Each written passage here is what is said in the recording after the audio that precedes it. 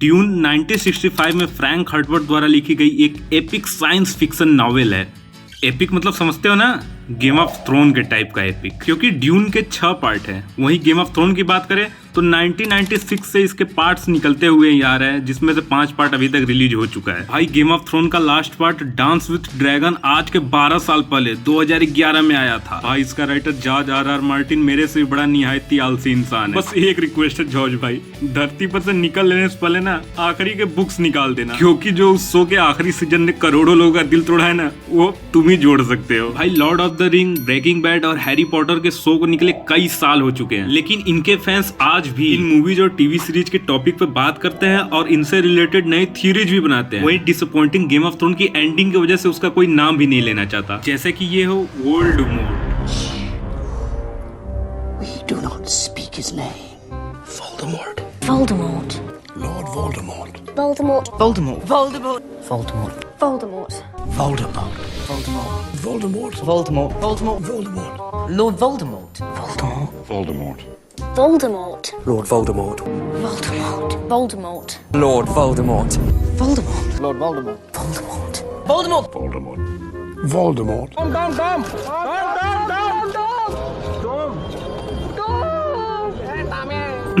Okay wrong example. हमारे भाई अनिष्ट देव की इज्जत ही नहीं है यार। हाँ तो ड्यून मूवी पे वापस आते हैं। ड्यून बुक सीरीज के ऊपर 1984 में इसी नाम की एक मूवी और 2000 में एक मिनी सीरीज बन चुकी है। मिनी सीरीज मतलब चेरनोबिल टाइप। वहीं ड्यून 1984 वाली मूवी का बात करें तो वो काफी बकवास। इसका CGI तो खराब था ही, पर बाद में पता चला डायरेक्टर डेविड लिंच ने बुक पढ़ी नहीं है और अपने मन से बुक से अलग कुछ भी बना दिया है, जिसे देखकर ओरिजिनल बुक सीरीज के प्रेमी बौरिया गए, जिसकी वजह से इसके आने वाले पार्ट को भी कैंसिल कर दिया गया। देखो बुक से फेथफुली अडॉप्टेड ना होने पर हार्डकोर फैंस जो कि बुक के लवर होते हैं उनका दिल हमेशा टूट जाता है। इसमें भी खासकर डीसी और मार्वल के कॉमिक्स बुक्स फैन जब वो देखते हैं उनके फेवरेट कॉमिक्स बुक्स का मूवी में अडॉप्टेशन गंदे तरीके से होता है तो उनके दिल से निकलता है चमत्कार बन गया, बलात्कार। ये तो टट्टी है। Wow, this is garbage. You actually like this? Comics books का मूवी में गंदा अडॉप्टेशन का प्राइम एग्जांपल एंड्रू गारफील्ड का अमेजिंग स्पाइडरमैन है, जिसमें पीटर पार्कर के कैरेक्टर का असासिन बहुत बुरी तरीके से हुआ था। कैसे, इस पे मैं एक सेपरेट वीडियो लाने वाला हूँ। और हाँ, ऐसे टॉपिक पे मैं आगे भी वीडियो लाने वाला हूँ, जैसे क्यों गेमिंग और लाइव एनिमे का मूवी में अडॉप्टेशन अच्छी तरीके से लगभग नामुमकिन है, जैसे क्यों पहले की तुलना में अब की मूवीज उतना अच्छा नहीं बनते और बॉक्स ऑफिस पर फेल हो जाते हैं। तो ऐसे वीडियोज मिस ना करो, इसके लिए सब्सक्राइब कर देना। अब हम अपने ड्यून यूनिवर्स के टॉपिक पे वापस आते हैं। देखो अगर हम ड्यून की दुनिया की बात करें तो ये काफी मिस्ट्री और रोमांस से भरा पड़ा है। इसके प्लॉट और पॉलिटिक्स गेम ऑफ थ्रोन जैसे हैं, वही स्टोरी स्टार वार्स टाइप आज के हजारों साल आगे की है, जब इंसानों ने दूसरे ग्रहों पर अपना बसेरा बना लिया था। पर फिर भी यहाँ के लोग AI रोबोट्स या चैट GPT का यूज नहीं करते हैं। क्यों? इसके पीछे एक रोचक तथ्य है जिसे मैंने पिछले वीडियो में समझाया था, जिसका लिंक मैं डिस्क्रिप्शन में डाल दूंगा या ऊपर आई बटन पर क्लिक करके आप पूरा वीडियो देख सकते हैं। पर इन शॉर्ट अगर मुझे इसकी स्टोरी समझानी हो, ड्यून यूनिवर्स में अभी के इंसानों की तरह शौक में नया जब चैट GPT AI आया था तो उसका यूज तो उन्होंने बहुत धड़ल्ले से, लेकिन एक समय के बाद जब रोबोट्स के अंदर कॉन्शियसनेस आना शुरू हो गया तो वो टर्मिनेटर के मूवी के टाइप इसमें भी रिबेल करना शुरू कर दिया। कई सालों युद्ध चला और कैसे भी करके इंसानों ने रोबोट्स पे अपना कंट्रोल वापस लाया। उन्होंने इससे सीख ली और एक नया कन्वेंशन भी बनाया, जिसके अकॉर्डिंग सबने मिलकर फ्यूचर में रोबोट्स के यूज पर ही बैन लगा दिया। इसलिए बोलता हूँ अभी भी मौका है, सुधर जाओ इंसानों। अब तो AI के गॉडफादर ने भी गूगल छोड़ दिया इसके खिलाफ अवेयरनेस फैलाने को। सोचो एक चीटी ने वो हाल किया था, अगर 10-12 चीटी आ गए तो अपना चीटी गैंग बैंग भी हो जाएगा। इतना पीछे क्यों जाना, 2022 में आई हुई मेगन को देख लो। इन AI और रोबोट्स की गैर मौजूदगी में इंसानों की निर्भरता स्पाइस पर आ गई। अब पूछोगे ये स्पाइस क्या होता है? याद है मैंने वीडियो के शुरू में बताया था कि ड्यून की दुनिया बहुत रोमांचक है। उन सब में सबसे बड़ा कारण ये स्पाइस भी है, जो कि बहुत बवाल चीज है। ड्यून यूनिवर्स में स्पाइस को मेलांज भी बोलते हैं। यह एक fictional psychedelic valuable and mystical drug और सब्सटेंस है। कुछ नहीं समझ में आया? मुझे भी। चलो मैं इसका इंपॉर्टेंस बता देता हूँ, फिर तुम खुद समझ जाओगे। तो सुनो, पहला, पूरे ब्रह्मांड में यह इकलौती ऐसी चीज है जिससे इंटरस्टेलर स्पेस ट्रेवल पॉसिबल है, क्योंकि ये फ्यूल का भी काम करती है। अब पूछोगे इंटरस्टेलर क्या होता है? नाम की मूवी तो बहुतों ने देखी है पर मीनिंग सबको नहीं पता। इंटरस्टेलर मतलब एक स्टार से दूसरे स्टार के बीच की जो दूरी होती है उसे इंटरस्टेलर बोला जाता है। तो मैं स्पाइस का दूसरा वैल्यूएबल काम बताता हूं। ये एक ड्रग जैसा होता है जिसको लेने वाले के पास सुपर ह्यूमन जैसा स्ट्रेंथ आ जाता है। जैसे उनके सारे सेंस की एबिलिटी बढ़ जाती है, उनकी जिंदगी लंबी हो जाती है, सेहत से रिलेटेड कोई बीमारी नहीं होती है। हाँ, इन सब की वजह से उनके पास कुछ साइकिक एबिलिटी भी आ जाती है। घुमा फिरा के देखा जाए तो स्पाइस का ना सिर्फ हेल्थ के मामले में बल्कि ट्रेड एंड कॉमर्स से रिलेटेड चीजों में भी बहुत इंपॉर्टेंस है। इसलिए जो इसको कंट्रोल करता है ना वो पूरे ड्यून यूनिवर्स को कंट्रोल करता है। अब मुद्दे की बात यह है कि ये स्पाइस पाया कहाँ जाता है और ये बनता कैसे है। तो इसका पहला जवाब मैं अभी दे देता हूँ। ये है ग्रह अराकिस, जो कि ड्यून यूनिवर्स की नंबर 3 स्पाइस के बाद दूसरे नंबर की सबसे इंटरेस्टिंग चीज है। पहला सबसे रोमांचक चीज है ना वो भी इसी ग्रह पे पाया जाता है, जो कि साई-फाई फैंस की one of the most favourite चीज है।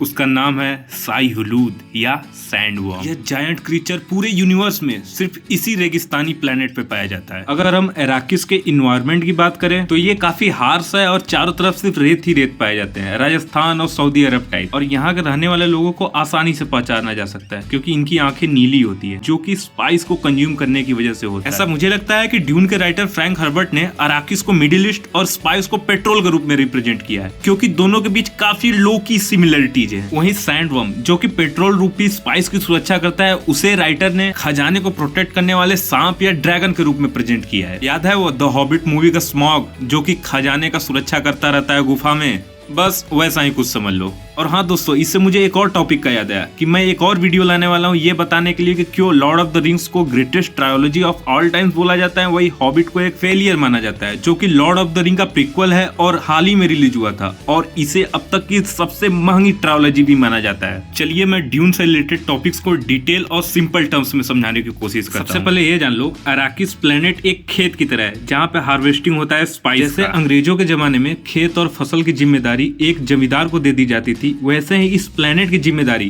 किसी एक बड़े घरानों को दे दी जाती है, जैसे Stark, Baratheon, Lannister type, game of throne का किंग्स लैंडिंग और अदर हाउसेस याद है। वैसे ही इस यूनिवर्स में भी एक राजशाही सिस्टम है जिसका राजा अराकिस पे नहीं बल्कि अपने प्लेनेट पे रहता है और वहीं से पूरे दुनिया पे राज करता है। यहाँ का सिस्टम कुछ ऐसा है कि राजा रोटेशन के बेसिस पर भी हाउसेस को एक एक करके प्लेनेट अराकिस पर स्पाइस की हार्वेस्टिंग करने की जिम्मेदारी सौंपता है। ड्यून मूवी के फर्स्ट पार्ट की शुरुआत में यहाँ पर हार्वेस्टिंग करने की जिम्मेदारी हार्कोनन फैमिली के पास आती है, जो कि इस सीरीज के अल्टीमेट विलन भी हैं। को हटाकर राजा ये आदेश देता है कि अब यहाँ पर हार्वेस्टिंग करने की जिम्मेदारी एट्रेडिस फैमिली के पास आ जाती है, जो इस सीरीज के अल्टीमेट हीरो माने जा सकते हैं। पर हार्कोनन फैमिली का यहाँ से छोड़ के जाने का मन नहीं करता है, इसलिए वो एट्रेडिस फैमिली को सबक सिखाने के लिए एक नया प्लान बनाते हैं और राजा भी हार्कोनन फैमिली का साथ देता है क्योंकि एट्रेडिस फैमिली की पॉपुलैरिटी बढ़ती जाती है, जिससे राजा को जलन होती है। घुमा फिरा के यही सब पंचायत है। ड्यून की पॉलिटिक्स को समझाने के लिए मैं एक सेपरेट वीडियो लाऊंगा और भाई उसमें बहुत मजा आएगा, क्योंकि जो ऑथर है फ्रैंक हर्बर्ट फिजिकल वॉर के सपोर्टर नहीं थे बल्कि माइंड गेम्स, पॉलिटिक्स और डिप्लोमेसी पे ज्यादा विश्वास रखते थे। इसलिए ड्यून यूनिवर्स का पॉलिटिक्स पेचीदा तो है लेकिन बहुत मजेदार है। हम अराकिस पे वापस आते हैं। इस पर जो सैंडवर्म होता है इसे यहाँ के लोकल लोग पूजते हैं कि ये न सिर्फ उन्हें स्पाइस देता है बल्कि बाहरी खतरों से उनको प्रोटेक्ट भी करता है। और जाहिर तौर पर बाहरी लोगों के लिए स्पाइस को हार्वेस्ट करना और उसे यूज करने के बीच में सबसे बड़ी राह का रोड़ा यही क्रीचर है। सैंडवर्म की शुरुआत तो नॉर्मल तितली के लार्वा जैसी होती है। लार्वा सैंड में किसी टाइप के वाइब्रेशन को डिटेक्ट कर सकते हैं और इससे अपने पोटेंशियल थ्रेट से खुद को बचा सकते हैं। इस स्टेज में इन्हें सैंड ट्राउट या सैंड स्विमर बोला जाता है। ये इस अवस्था में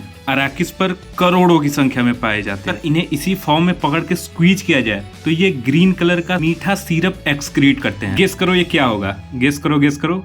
यही चीज आगे चल के द स्पाइस या मेलांज बनती है। हाँ, अभी तक जो समझ रहे थे ना स्पाइस की खेती है और ये खेतों से आता है, ऐसा कुछ तो ऐसा कुछ नहीं है। ये सैंडवर्म ही है जो स्पाइस को प्रोड्यूस करते हैं। पानी इन सैंडवर्म के लिए घातक होती है जिससे इनकी जान तक जा सकती है, इसीलिए पूरे ब्रह्मांड में सैंडवर्म सिर्फ अराकिस प्लेनेट पे ही पाए जाते हैं, जो कि रेगिस्तान जैसा है। जानते हो इस ग्रह का सबसे बड़ा आयरोनी क्या है? अपना मेन हीरो पॉल अट्रेडिस जो कि कैलेडॉन ग्रह से आता है, वहाँ चारों तरफ पानी, हरियाली और समृद्धि है। वहीं अराकिस सूखा, बंजर, हार्श क्लाइमेट का है। तो बुक के अकॉर्डिंग जब वो पहली बार इस प्लेनेट पर स्पाइस के हार्वेस्टिंग करने अपने बाप के साथ आता है, उसकी एक दिली ख्वाहिश होती है जो कि वो अपनी गर्लफ्रेंड को बताता है। देखो बात यह है कि वो अराकिस को भी अपने घर कैलाडैन जैसा हरा भरा करना चाहता है। दिक्कत यह है कि इससे सैंडवर्म मर जाएंगे और जो सबसे प्रीसियस चीज है पूरे ब्रह्मांड की, स्पाइस, उसकी उत्पत्ति का पूरी तरह से नाश हो जाएगा। फिर इनका ट्रेड एंड कॉमर्स ठप हो जाएगा, तो ये फिर एआई और मशीन पर निर्भर हो जाएंगे। एआई और मशीन वाले फिर इनकी मारेंगे, तो ये फिर चले आएंगे सैंडवर्म और स्पाइस पर। It's a vicious loop cycle, you know. तो इसलिए बोला जाता है कि जरूरी नहीं कि जो आपका एक अच्छा नियत हो वो एक अच्छा प्लान भी बन जाए। सैंडवर्म इतने हरामी होते हैं कि ये आने वाले बच्चों की सस्टेनेबिलिटी, पानी को इंकैप्सुलेट करके जमीन के अंदर ले जाकर छोड़ देते हैं कि ऊपर सूखा बना रहे। इनके इस वाटर के सोर्स को एलिमिनेट करने की वजह से ही वाटर स्टीलर भी बोला जाता है। जब ढेर सारे सैंडवर्म के बच्चे जमीन के अंदर एक जगह इकट्ठा होते हैं तो वाटर और इनके एक्सक्रीट से फंगस नुमा एक पेस्ट बन जाता है जो कार्बन डाइऑक्साइड रिलीज करता है, और समय के साथ एक जगह इकट्ठा होने की वजह से ये जमीन के अंदर प्रेशर बनाता जाता है। जब ये प्रेशर बिल्डअप होकर अनकंट्रोलेबल हो जाता है तो ये एक धमाका होता है जिससे कई मिलियंस छोटे सैंडवर्म की मौत हो जाती है और ऊपर सतही तौर पर भी विस्फोट होता है। इसलिए इस छोटे से प्लेनेट पे